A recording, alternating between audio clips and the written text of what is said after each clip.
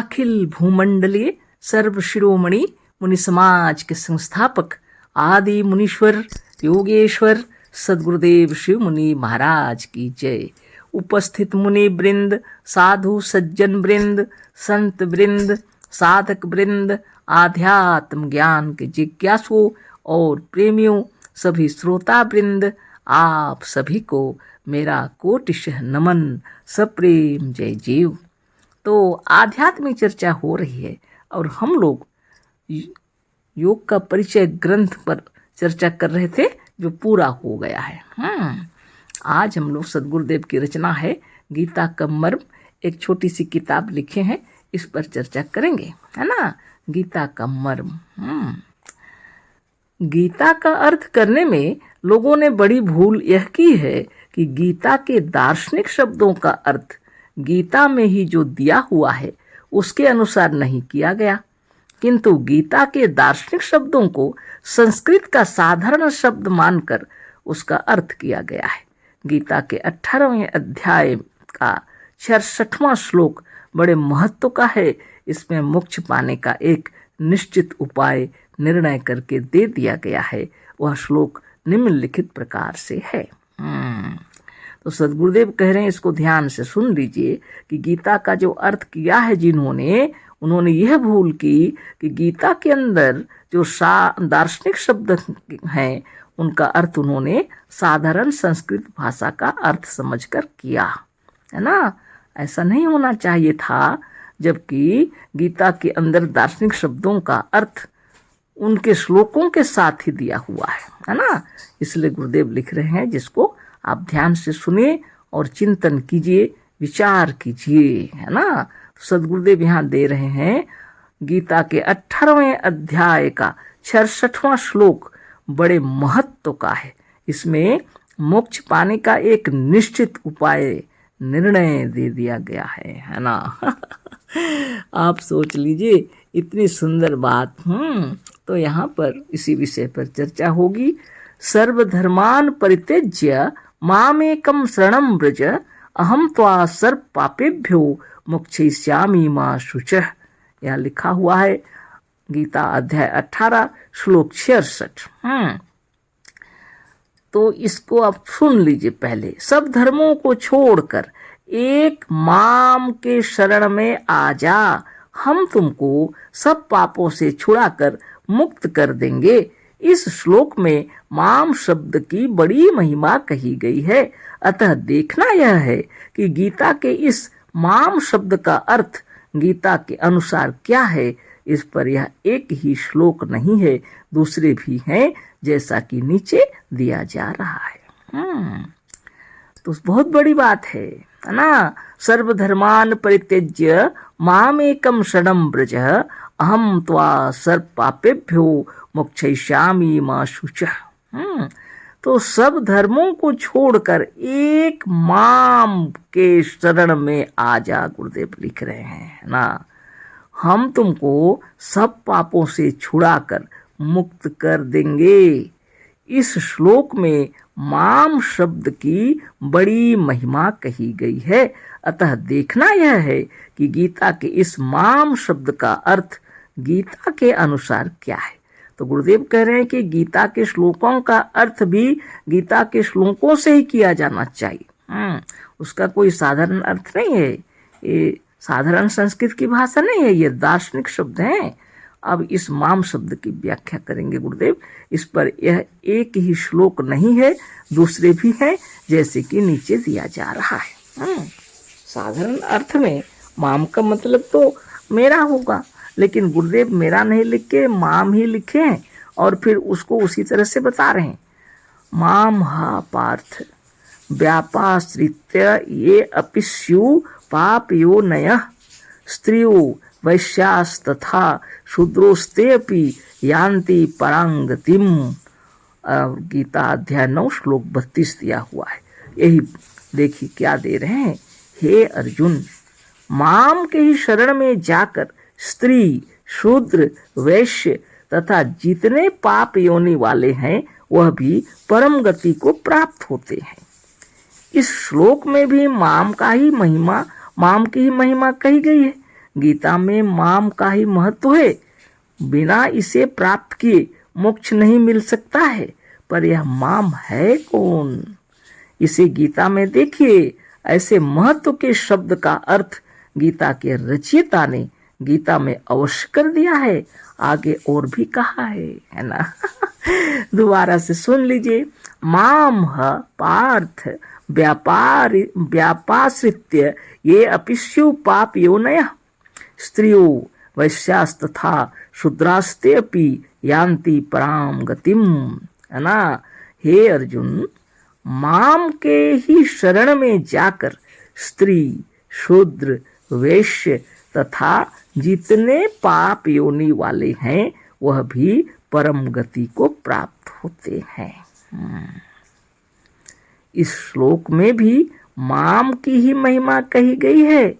गीता में माम का ही महत्व है। बिना इसे प्राप्त किए मोक्ष नहीं मिल सकता है।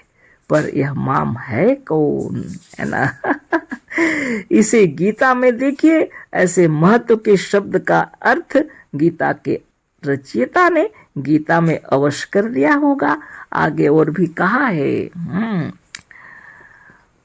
अपि चेत सुदुराचारो भजते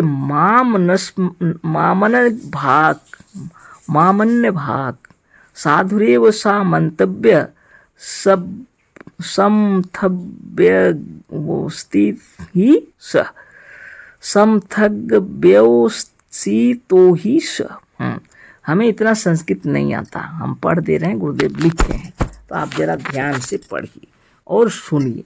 आपका लिखा हुआ है गीता अध्याय 9 श्लोक 30, आप पढ़ के देख लीजिएगा, है ना।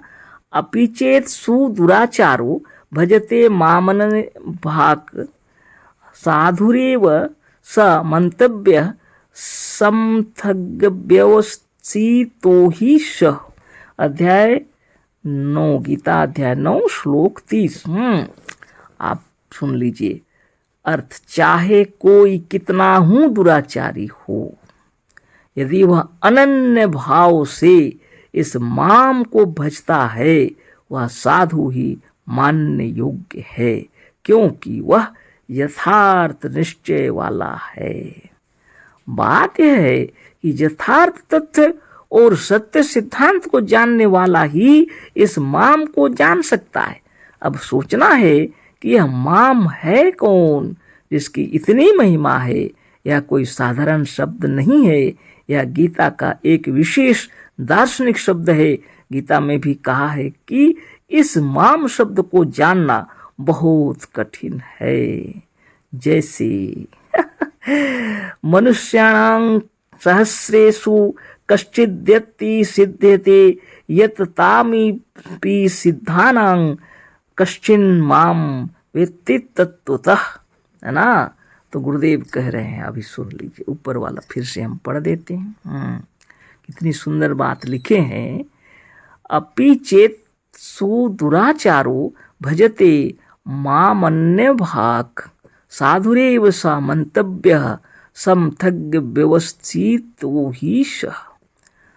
अध्याय 9 श्लोक 30 जो पहले पढ़े थे, अर्थ दिए हैं। चाहे कोई कितना ही दुराचारी हो, सोच लीजिए, चाहे वो कितना ही पापी हो, दुराचारी ही क्यों न हो, यदि वह अनन्य भाव से इस माम को भजता है वह साधु ही मानने योग्य है, क्योंकि वह यथार्थ निश्चय वाला है।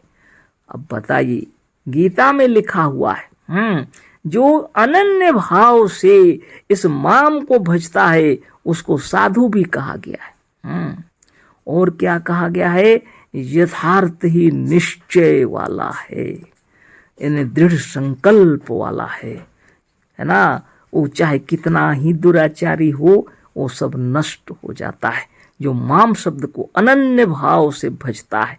ना अन्य अनन्य, गुरुदेव दूसरी किताबों में बहुत सुंदर से समझाए हैं और इसके आगे बहुत सुंदर से समझाए हैं।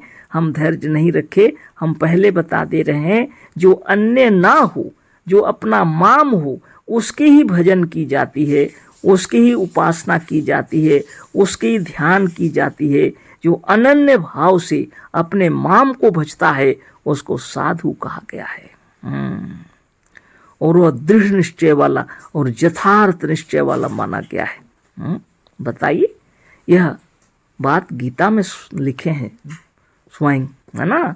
बात यह है कि यथार्थ तथ्य और सत्य सिद्धांत को जानने वाला ही इस माम को जान सकता है।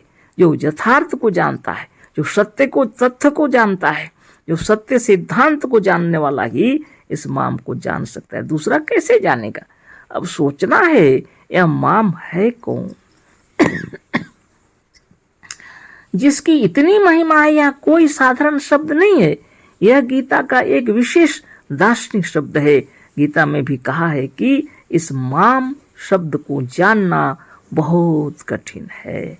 जैसे मनुष्याणां सहस्रेषु कश्चिद्यति सिद्ध्यते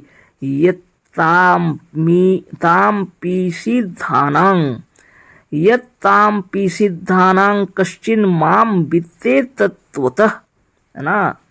सुन लीजिए इसको केवल, और कल फिर चर्चा होगी। अर्थ, हजारों मनुष्यों में से कोई एक इस माम को जानने का यत्न करता है। गीता में लिखा है, मनुष्याणां सहस्रेषु कश्चिद्यति सिद्ध्यते, सिद्धे ना। हजारों मनुष्यों में से कोई एक इस माम को जानने का यत्न करता है, पर यत्न करने वाले सभी इसे नहीं जान पाते। किंतु इन हजारों यत्न करने वाले सिद्धों में से भी कोई एक इस माम को ठीक ठीक तत्व से जान पाता है। गंभीर बात है। बातें और भी लिखी हुई हैं, मगर इसमें समय हो गया, कल फिर बातें करेंगे। आप भी गीता देखिए निकाल करके, अध्याय 7 श्लोक 3 में लिखा हुआ है ना। तो कल फिर चर्चा होगी। आप भी ध्यान से पढ़ लीजिए गीता और सुन लीजिए गुरु की वाणी। अशेष धन्यवाद, कोटिशः नमन, सप्रेम जय जीव। सदगुरुदेव शिव मुनि महाराज की जय।